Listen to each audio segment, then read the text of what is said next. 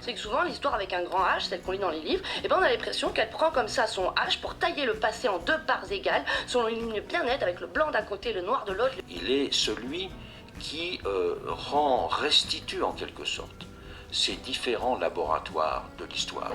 C'est-à-dire qu'il y a 36 définitions de l'histoire pour les 36 historiens, plus de 36 historiens.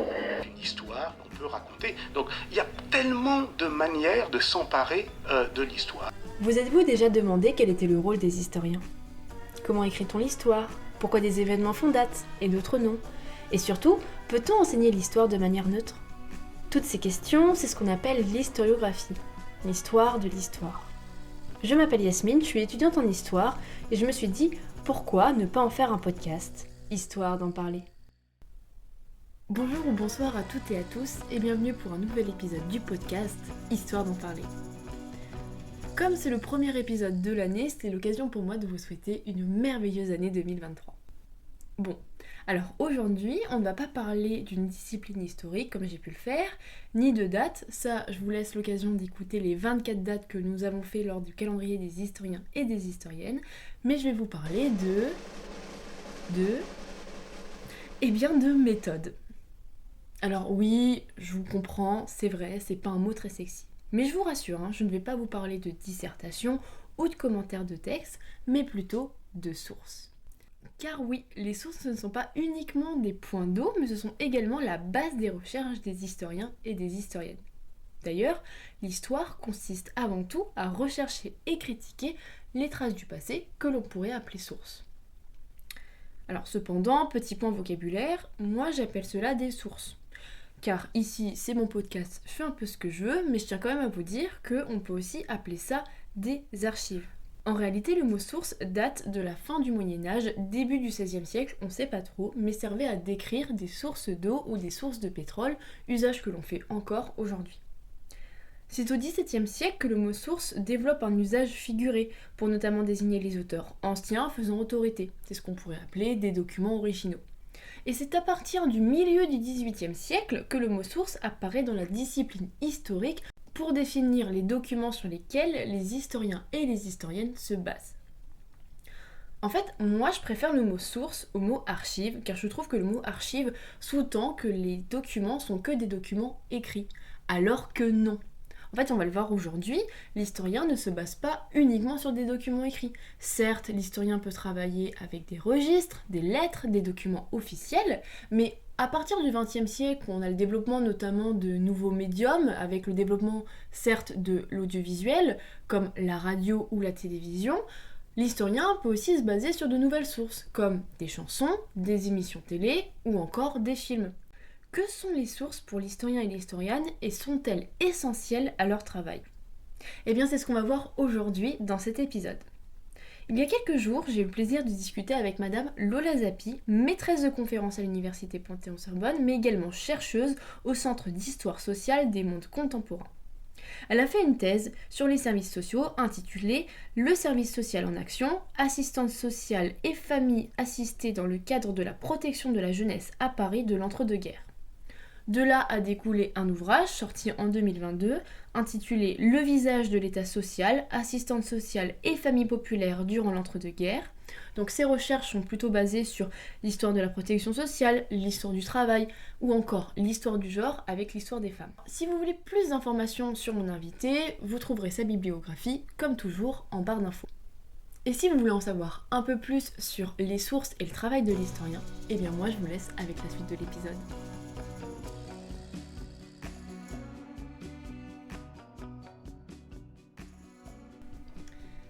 Bonjour Madame Zappi, merci d'avoir accepté de participer aujourd'hui à l'épisode sur les sources et l'historien. Pour commencer notre entretien, pouvez-vous simplement vous présenter et surtout présenter vos recherches ? Alors, je travaille sur l'histoire des assistantes sociales et du travail social. Donc, plus exactement, j'ai regardé dans ma thèse la période qui voit la naissance du métier d'assistante sociale, donc les années 1920-1930, Et ce qui m'intéressait, c'était de voir non seulement comment c'est un métier, mais surtout comment est-ce qu'il se mettait en place concrètement auprès des familles qui étaient assistées. Donc c'était vraiment ça que je voulais faire avec mes sources, et on aura du coup sûrement l'occasion de revenir dessus, mais donc prendre des sources qui me permettaient de voir les assistantes au travail et de voir leurs interactions avec les familles assistées. D'accord, donc comme on vient de le voir et comme on va le voir aujourd'hui, on parle des sources. Donc pour faire votre sujet, sur quel type de sources vous êtes basé ? Alors, je suis partie des sources d'un service social en particulier, qui est un service social qui travaillait pour le tribunal pour enfants de la Seine, donc du département autour de Paris, dans ces années-là. Donc c'était une association, c'est un service social d'origine privée, mais qui travaillait pour une institution publique. Donc c'est un statut un peu hybride, et il se trouve que c'est le seul service social de l'entre-deux-guerres qui a gardé tous ces dossiers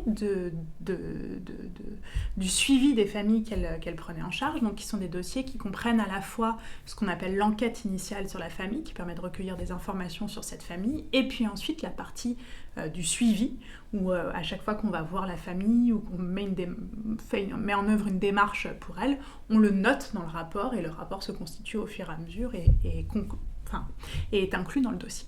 D'accord. Donc c'est des archives judiciaires, semi-privées, c'est ça ? Alors, c'est du coup toute la difficulté de ces archives, c'est qu'elles ont un statut qui se situe un peu au milieu de tout ça. Donc c'est des archives qui sont sous une cote, ce qu'on appelle, parce qu'elles sont déposées aux archives de Paris, donc sous une cote publique qui est rattachée au tribunal. Donc, peut-être t'expliquer c'est quoi une cote ? Alors voilà, donc une cote, c'est le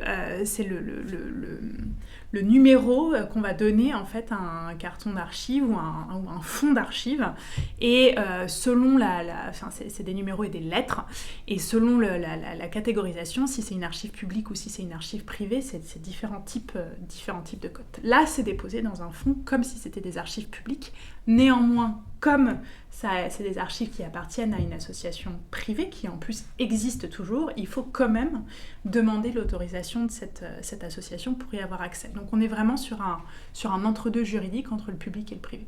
D'accord, donc en fait, pas tout le monde n'a accès à ces archives, c'est ça ? Eh bien, on peut y avoir accès en obtenant une dérogation de la part de cette association. Voilà. D'accord, donc dérogation si on est historien ou exactement. Même dans d'autres buts. Alors, oui, c'est ça. Il y a deux, généralement, quand on demande des dérogations, il y a deux cas.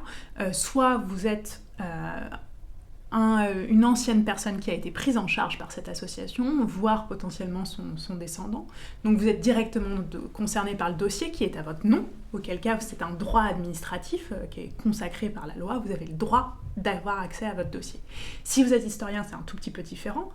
Vous n'avez pas un accès de droit à des dossiers comme ça nominatifs, donc vous demandez une dérogation pour la recherche en justifiant que vous n'en ferez pas un usage commercial d'une part, et que vous allez anonymiser, respecter la vie privée des personnes qui sont dans ces dossiers. Parce que justement, on en avait parlé, vos archives, c'est aussi la particularité, elles sont anonymes et même elles ne sont pas accessibles depuis le départ, c'est bien ça ? Alors en fait, comme c'est des archives qui sont des archives qui contiennent des informations judiciaires et médicales, la loi protège les informations personnelles contenant des informations judiciaires ou médicales pour 120 ans. Donc, comme je regarde les années 20 et 30, on est plutôt sur la fin de la période, mais on n'est pas encore à 120 ans. Donc, quand ça fera 120 ans, elles seront ouvertes, mais là, c'est pas le cas. Donc, d'où cette dérogation. Il faut demander une dérogation pour avoir accès à certaines informations. Et par mesure de sécurité supplémentaire, il faut anonymiser toutes les données que je recueille dans ces dossiers. Donc, les dossiers eux-mêmes, on voit les noms. Ce sont des dossiers nominatifs, mais moi, pour les exploiter, il faut que je les anonymise. D'accord, parce que c'était des enfants, et donc on veut rendre anonymes les enfants. Parce que ce sont des enfants, et parce qu'il y a des informations sensibles sur leur état de santé ou sur leur dossier judiciaire. Voilà, c'est des informations particulièrement sensibles au regard de la loi, et donc c'est des informations particulièrement protégées par la loi aussi. D'accord. Donc justement, vous dites que c'est anonyme, donc vous voyez les noms. Oui. Et donc typiquement, comment ça se passe quand on va aux archives ? Vous voyez les noms, comment vous les traitez, sachant que vous devez les rendre anonymes, mais surtout, en fait, comment se déroule le métier ou les recherches d'historiens dans les archives ? Oui, alors, donc on voit les noms effectivement sur les cartons. Ensuite, c'est moi, mon travail, quand je saisis ces dossiers, d'anonymiser, de ne garder juste le numéro et puis d'enlever les noms de famille pour enlever la trace de ces noms-là. Et puis évidemment, quand je publie, du coup, de trouver des astuces pour que même quand j'utilise un dossier en particulier, j'invente un nom, par exemple. Parce que ça permet pour l'écriture d'inventer une personne, d'inventer un nom, mais c'est un faux nom. Voilà, ça, c'est une des astuces possibles pour anonymiser. Et par ailleurs, quand on se retrouve face à ces archives, c'est un service social qui avait 8000 dossiers juste pour les années 20 et 30. Donc, il faut de toute façon faire un tri et sélectionner un petit échantillon, ce qu'on appelle, au milieu de tous ces dossiers pour pouvoir exploiter quelque chose de faisable dans l'espace d'une recherche. Mais donc, vous prenez en photo les archives, vous faites un tableau Excel Oui, alors concrètement, moi j'avais le droit de prendre des photos de ces archives. Il y a des archives où il est interdit de prendre des photos, par exemple les dossiers des cours d'assises. Là, c'est interdit de prendre des photos, y compris sur les archives. Mais donc dans ce cas, il faut tout prendre en note, tout remettre à la main. Moi, j'avais le droit de prendre des photos, donc on peut prendre des photos. Effectivement, j'ai aussi fait un tableau Excel parce que comme c'était des dossiers qui contenaient un grand nombre d'informations et que j'ai pris 300 dossiers en tout, je voulais avoir aussi une base de données qui était exploitable pour différents critères. Par exemple, tous les dossiers indiquent les ressources de la famille, le loyer, s'il y a eu une maladie du père, s'il y a eu un changement d'adresse. Voilà, ça, c'est des colonnes qui sont faciles à construire dans un tableau Excel et ensuite on peut rentrer autant d'informations qu'on veut par dossier et ça permet de traiter tout ça ensuite de manière quantitative. Donc voilà, c'est un traitement des dossiers qui peut être à la fois quantitatif avec cette base de données et à la fois qualitatif où là je notais dans un tableau de traitement de texte toutes les données que je voulais sur les dossiers pour pouvoir faire des petites études de cas ensuite dossier par dossier. En fait, le but, c'est de créer une mini base de données, une mini bibliothèque, en fait, à partir des archives ou des sources, en tout cas, qui vous intéressent le plus. Oui, c'est vraiment c'est une tradition en histoire des populations, quand on a un grand nombre d'informations et d'individus, en fait, à traiter. Ça permet d'avoir des informations un peu agrégées. Et voilà, et c'est aussi, donc, effectivement, une manière de se créer sa propre base. D'accord. Mais donc là, vous avez dit que vous aviez eu accès à 8000 dossiers et vous en avez traité que 300, même si que 300, c'est déjà un nombre. Comment on fait ? Alors, il y a ce qu'on appelle des seuils de représentativité en stats, où on estime que quand on a à peu près 1000 individus, prendre un échantillon de 300, ça permet d'avoir une certaine représentativité et donc de réduire la marge d'erreur. Il y a forcément des variations d'un dossier à l'autre, on n'aura jamais une information exhaustive, mais c'est ce qui permet le plus de réduire cette marge d'erreur. Moi, j'avais plus de 1000 individus, mais je suis restée quand même à 300, tout simplement parce que mes dossiers faisaient 20 à 30 pages, donc en fait, ça prenait quand même énormément de temps de traiter chacun d'entre eux. Donc voilà, ça me permettait à la fois d'avoir un échantillon suffisamment conséquent, de réduire la marge d'erreur et en même temps de pouvoir faire ça. Ça m'a pris quand même, je sais pas, je dirais 6 ou 7 mois de tout traiter. Pour une thèse qui fait 4 à 5 ans maximum. Donc oui, c'est un certain temps. Donc votre sujet, en fait, se situe dans l'histoire quantitative. C'est En partie, ouais. Oui. J'ai des parties beaucoup plus où juste, voilà, j'explique comment naît un métier, ou voilà, quelles sont, est-ce que c'est des relations plutôt de confiance ou plutôt de défiance avec les familles. Bon, ça, c'est plutôt une manière qualitative de saisir les dossiers. Mais j'ai des parties un peu plus quanti où je regarde quel est le niveau social des familles. Là, c'est très pratique d'avoir des données agrégées, mais y compris pour leur suivi, quel est le temps moyen pendant lesquels ils vont être suivis. Est-ce que c'est 6 mois? Est-ce que c'est 2 ans? Est-ce que c'est 3 jours? Ça varie énormément d'un service social à l'autre. Là, celui-ci qui est un service social auprès du tribunal, c'est plutôt des suivis de longue durée, donc c'est des enfants, des familles qui sont suivies sur 2-3 ans en moyenne. Donc voilà, c'est pas rien, ça dit aussi quelque chose de l'incidence que ça a sur leur vie. Donc voilà, ça permet de jongler entre des moments plus histoire quantitative et des moments où on est plus dans le récit au plus près de la source. D'accord. Mais justement, il y a cette relation avec la source et l'historien qui m'intéresse. Parce que, en fait, c'est un peu comme l'œuf et la poule. Est-ce que l'historien travaille son sujet à partir de sources ou est-ce que l'historien connaît son sujet et à partir de là, il va chercher les sources, les archives disponibles pour son travail?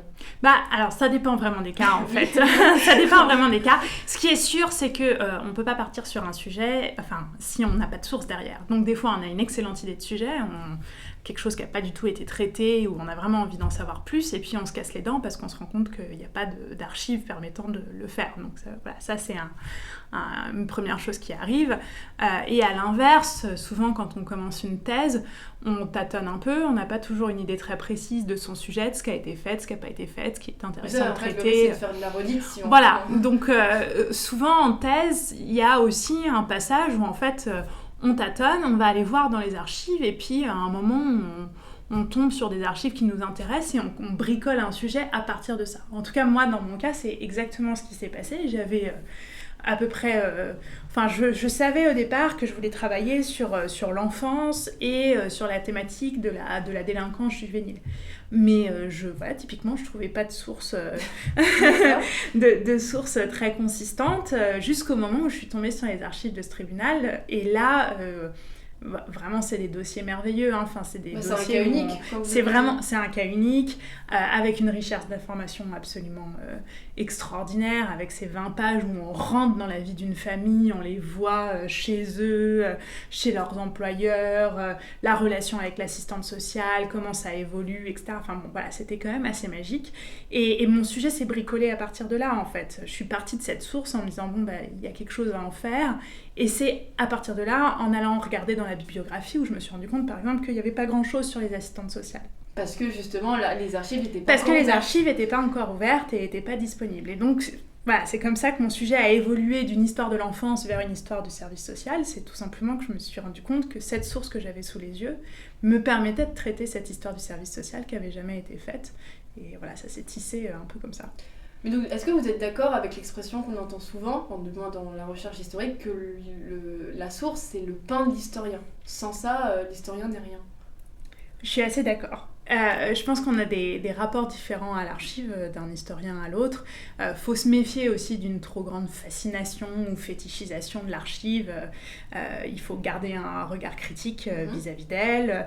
Il peut aussi y avoir des archives qui semblent très arides à première lecture, des tableaux statistiques, des annuaires, des choses comme ça. Et en fait, si on les exploite bien, on peut en tirer tout un tas de choses merveilleuses. Mais voilà, il n'empêche que un des plaisirs de ce métier, c'est aussi de se plonger dans des archives qui, tout d'un coup, nous parlent, nous émeuvent, nous fascinent. Et c'est aussi comme ça qu'on en vient à se poser certaines questions, en fait, qui n'auraient pas été forcément des questions qu'on se posait au départ. Donc, je reste persuadée qu'on ait un métier qui avons ce rapport très particulier à l'archive, qui est ce qui nous différencie d'autres sciences sociales, notamment de toutes les sciences qui utilisent des études de terrain, comme la sociologie ou l'anthropologie. Et donc oui, là, nous, le cœur de notre métier, c'est ça. Et on n'a pas parlé donc de la différence par exemple avec les sources publiques et les sources privées, parce que c'est pas la même chose, parce que sources publiques, on peut avoir plus facilement accès à ces sources, on va dans des archives, mais les sources privées, en fait tout le monde peut avoir des sources privées chez lui. Donc ça se passe comment après avec un historien, quand on sait cette existence de sources, comment on fait pour nous après travailler là-dessus? En fait, il y a différents types de sources privées. Il y a les sources privées qui sont déjà déposées dans des services d'archives. Ça permet déjà de mettre la main dessus. C'est quand même pas rien. Quand on cherche des sources, c'est beaucoup plus simple quand elles sont déjà déposées et que du coup, on peut les repérer, on peut y avoir accès facilement, etc. Certes, il faut demander l'autorisation à la personne qui a fait ce dépôt, donc ça, c'est une difficulté en plus. Mais cette personne a voulu qu'on travaille dessus. Donc en fait, ça facilite grandement la tâche. Et puis, quand elles ont été déposées, elles ont été ce qu'on appelle inventoriées, donc ça veut dire qu'elles ont été triées, organisées par thématique, par date, et donc c'est beaucoup plus facile aussi de travailler dessus parce qu'on se repère beaucoup plus facilement dans un fonds d'archives. À l'inverse, si c'est des archives qui n'ont pas été déposées, Voilà, quelqu'un qui a gardé ses archives familiales au grenier dans des cartons. Qui réalise pas forcément que ça peut être utile finalement. Exactement, et les conditions pour les étudier, ces archives, c'est beaucoup plus compliqué. D'abord parce qu'il faut se rendre chez la personne, mais aussi parce qu'une fois qu'on est devant tous ces cartons, il n'y a aucun tri qui a été fait. On ne sait pas du tout sur quoi on va tomber, quelles sont les dates, quelles sont les informations qu'on va trouver dans ces documents, etc. Donc on est beaucoup plus dans ces moments-là dans une espèce de fouille, un peu comme un archéologue, où on espère tomber sur la pépite, mais voilà, là c'est des conditions de travail beaucoup plus difficiles. Donc voilà, moi j'ai eu la chance avec ce travail de thèse d'être quand même sur des conditions où on était sur des archives triées par date, triées par nom, où le travail avait été pré-mâché en fait quelque part, quoi. Voilà. Parce que justement le rapport entre archivistes et historiens est super important, parce que sans eux on fait pas grand chose. Ah bah c'est absolument crucial, enfin vraiment c'est un métier déjà très technique et qui sans lequel on ferait rien, enfin c'est assez clair en fait, on est en duo quelque part. Et comment on peut savoir si nos sources sont pertinentes aux fonctions du sujet traité et surtout est-ce qu'elles sont fiables ? Alors, là encore, quand elles sont déposées, c'est une garantie en plus dans un service d'archives. D'accord. Parce que ça veut dire que le travail a été fait en amont par les archivistes pour identifier qui est le producteur de l'archive et voilà, s'assurer que justement que le producteur est bien celui annoncé, voir dans quelles conditions ça a été fait, etc. Donc c'est quand même une garantie complètement différente, tandis que voilà, les archives dans le grenier, là c'est à l'historien lui-même d'aller vérifier ce genre de choses. Comment est-ce qu'on fait pour savoir si elles sont pertinentes ? En fait, ça dépend des questions que vous vous posez. Si vous voyez que l'archive y apporte des réponses, a priori elle est pertinente. Ensuite, on peut aussi avoir des archives qui tout d'un coup nous interpellent mais qui ne sont pas exactement dans le sujet, et là il y a un choix à faire dans ce cas-là. On va vers... Exactement, soit on bouge un peu son sujet et on va vers cette archive, soit on abandonne une partie ou le tout de ces archives. Je vous donne un exemple hyper concret, typiquement sur mon sujet de thèse. J'ai fini par tomber en 3e année, donc c'est tard, c'est vraiment sur la fin de ma thèse, sur les dossiers d'écoles des services sociaux, donc cette fois-ci des dossiers d'élèves, des élèves assistantes sociales dans ces écoles. Et à ce moment-là, mon sujet, c'était pas le métier d'assistante sociale, c'était ces jeunes délinquants suivis par des assistantes. J'étais encore sur un sujet centré sur le tribunal. Et c'était des archives tellement merveilleuses, et je me suis dit, voilà, là aussi, il y a très peu de choses qui ont été faites sur ce métier-là, et comment est-ce qu'on accède à ces études. Et du coup, je vais bouger un peu mon sujet. Et j'ai fait ce choix-là de décaler un tout petit peu mon sujet, de l'ouvrir au-delà de la question de la délinquance, et de me dire, en fait, ce qui m'intéresse, c'est pas le travail d'assistance sociale pour les délinquants, c'est les services sociaux en général dans l'entre-deux-guerres, et donc j'inclus ces dossiers-là pour voir qui sont les femmes qui font le métier d'assistante sociale, quel type d'études elles suivent, quels cours on va leur donner, etc. Et ensuite, ça a été à moi de m'arranger pour faire le lien entre mes différentes questions, entre les deux. Et quand on parle d'une source, forcément l'historien doit faire des interprétations, mais est-ce que des fois, c'est quoi la marche à suivre pour ne pas faire des surinterprétations, essayer de voir quelque chose qui n'apparaît pas sur nos archives et donc faire coïncider ça avec nos recherches par exemple?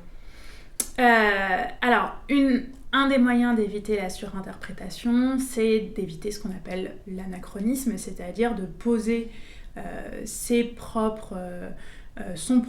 propre contexte historique ou ses propres catégories d'analyse contemporaine sur une archive qui peut avoir 100, 200 ans en arrière.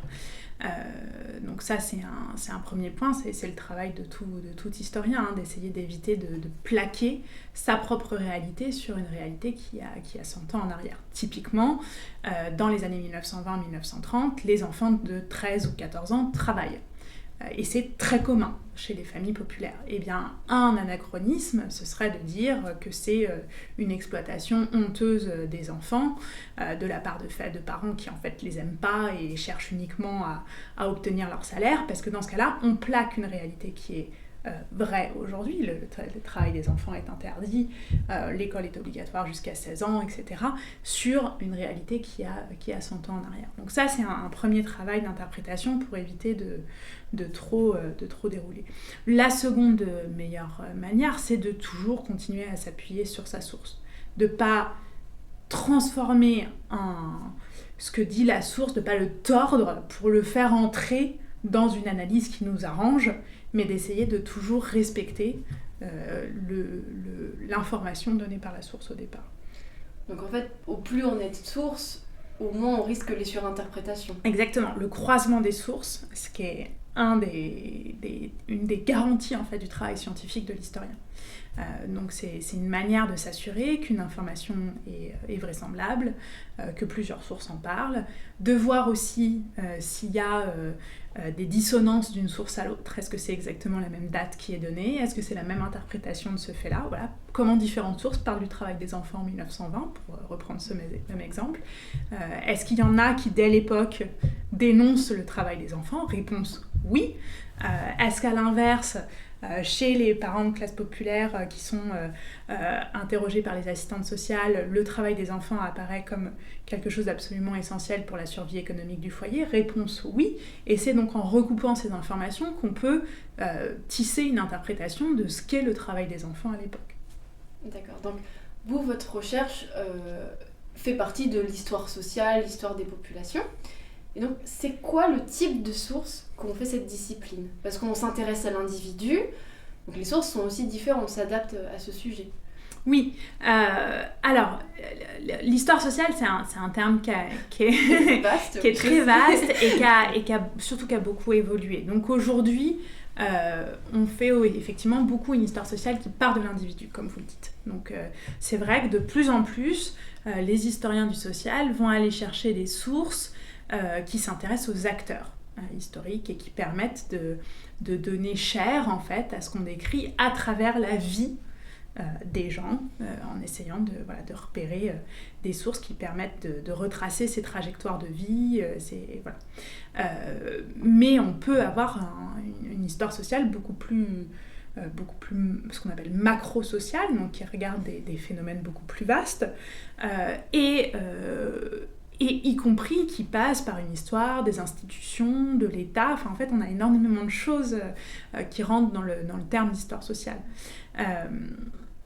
De manière générale, l'histoire sociale, c'est l'histoire de la société, donc c'est quelque chose d'assez vaste qu'on peut prendre par tout un ensemble d'entrées, les groupes sociaux, mais aussi donc, les institutions qui régissent la vie des individus, et ça va être l'histoire de l'État, l'histoire des administrations, par exemple.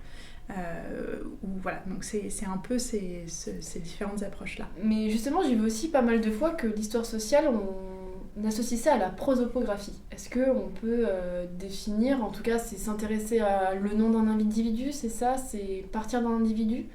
Alors, c'est une des approches possibles, la prosopographie en histoire sociale, c'est de saisir un ensemble d'individus et d'en retracer le groupe. Qu'il s'agisse d'un groupe professionnel, d'un groupe d'administrateurs, de militants, voilà, ça c'est différentes prosopographies possibles. Prosopographie, c'est quand on prend l'ensemble d'un groupe et qu'on étudie ses caractéristiques sociales, professionnelles, etc. Mais ça c'est vraiment, voilà, si on s'intéresse à un groupe en particulier, il y a plein d'histoires sociales qui ne passent pas par la prosopographie. Et par exemple, même moi, dans ma thèse, finalement, je ne fais pas de prosopographie. Je prends une partie de ce groupe, mais je prétends pas être exhaustive sur ce qu'il est. D'accord. Et justement, donc, on a parlé de l'histoire sociale et leurs sources, mais on fait de l'histoire contemporaine, donc on a la chance de faire partie d'une période, d'une époque où il y a aussi eu le développement de l'audiovisuel, donc c'est-à-dire la radio ou la télévision. Est-ce que les sources doivent ou se diversifient-elles en histoire contemporaine, notamment avec ce développement de différents médias? Alors, c'est vrai sur les médias, c'est vrai aussi sur une autre chance de l'histoire contemporaine, à savoir la possibilité de faire des entretiens directement avec les personnes concernées. Donc, c'est encore une source que je rajouterais. Et effectivement, ça, c'est quand même une des grandes chances de l'histoire contemporaine. Alors, on a déjà une première chance, c'est qu'on a beaucoup plus de sources que quelqu'un qui travaille déjà en médiéval ou en antique.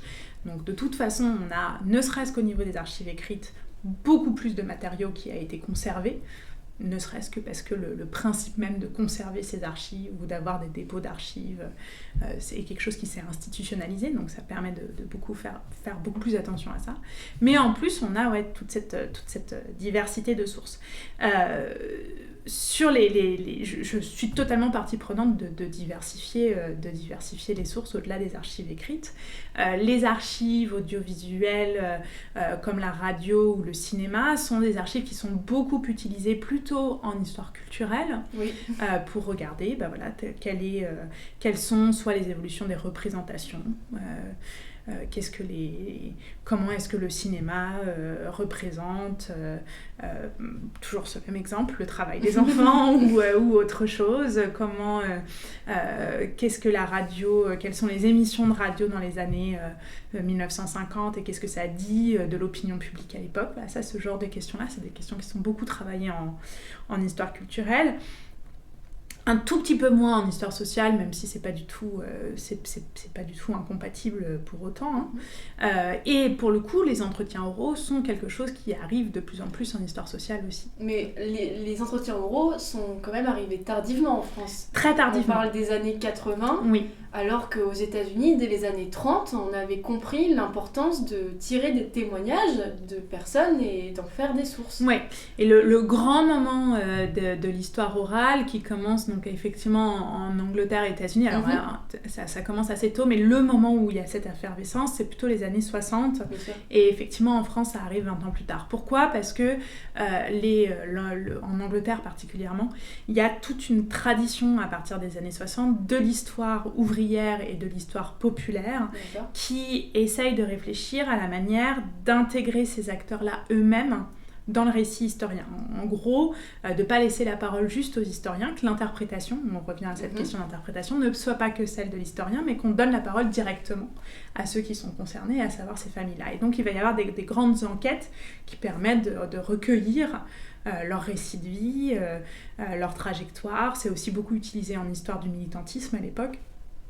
Donc pour recueillir cette parole. En France, on s'en est méfié beaucoup plus longtemps. C'est aussi lié, là c'est plutôt de la sociologie ou de l'anthropologie, c'était pas encore de l'histoire, enfin c'était pas encore dans la démarche historique. C'était en tout cas une certaine méfiance effectivement envers ce type de source dont on craignait qu'il y ait plus de biais. Alors ça existe aussi, hein. Il y a des biais dans n'importe quelle source. Dans le cas de l'histoire orale, ça va être d'abord les problèmes de mémoire de la personne qui parle, de crédibilité, de reconstitution du récit a posteriori. Typiquement, si on s'intéresse à une trajectoire de vie pendant l'occupation en France, par exemple, on peut avoir envie de passer sous le tapis un certain nombre d'éléments. Donc voilà, il y a plein de choses de biais autour de ces sources, mais c'est aussi des sources qui permettent d'avoir accès à des informations et à des trajectoires d'individus qui sinon n'auraient pas laissé de traces. Donc c'est aussi pour ça que ça a fini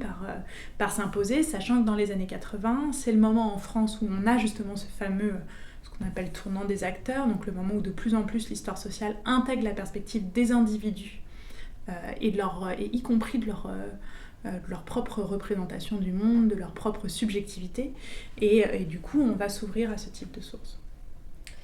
Et est-ce que justement donc avec la multiplicité des sources, est-ce qu'on doit chercher à diversifier nos sources ou pas ? Alors, croiser ces sources, c'est essentiel. Pour le coup, si on a une seule source sur un phénomène, il faut vraiment prendre beaucoup plus de pincettes parce que on s'avance en terrain un peu plus piégé et on n'est pas toujours sûr. Soit que l'information c'est même pas tant une question d'information qui serait vérifiable ou pas, mais par exemple une question du biais de la source, de l'angle d'attaque de cette source. On n'a qu'un seul point de vue par exemple, voilà, ça c'est un peu plus gênant. Ça veut pas dire que c'est impossible, hein. On peut avoir des morceaux de chapitres ou de choses comme ça qui partent d'une seule source, mais voilà, c'est toujours un peu plus gênant. Après, diversifier ses sources, oui bien sûr, on aura toujours un texte plus riche quand on diversifie ses sources. Il n'y a pas besoin pour autant de partir à une course il me faut absolument des archives qui soient à la fois des extraits de radio, des statistiques du ministère de l'Intérieur, un récit de vie d'une personne, etc., etc. Il y a des sujets qui se prêtent plus ou moins à la diversification des sources, mais ça permet toujours d'avoir des sujets un peu plus riches quand on modifie l'angle de vue. Eh bien, merci. Je pense qu'on a bien fait le tour de la question, des sources. Merci d'avoir été là. Pour rappel, j'ai mis vos ouvrages en bibliographie. Peut-être un mot de la fin par rapport aux sources ou à votre sujet, par rapport au métier d'historien. Je dirais que en tout cas dans mon cas, c'est en partant des sources que j'ai compris que c'était l'histoire dont je voudrais faire mon métier. C'était pas sûr jusqu'à la thèse, et c'est vraiment cette envie-là de travailler dans les archives et cet enthousiasme face aux sources qui m'a convaincue que j'étais partie dans la bonne voie. Donc voilà, c'est toujours un bon indicateur. Si on est très, très enthousiaste face à ces sources, a priori on est là où il faut. Et voilà, c'est ce qui conclut notre épisode sur les sources. S'il vous a plu, n'oubliez pas de liker et surtout de le partager autour de vous. Pour rappel, le podcast est maintenant disponible sur YouTube, mais également sur Spotify et Deezer. Et pour ne rien rater, rendez-vous sur la page Insta. Il ne me reste plus, moi, qu'à vous souhaiter une très bonne fin de journée ou début de matinée, et à très bientôt sur le podcast Histoire d'en parler. Salut!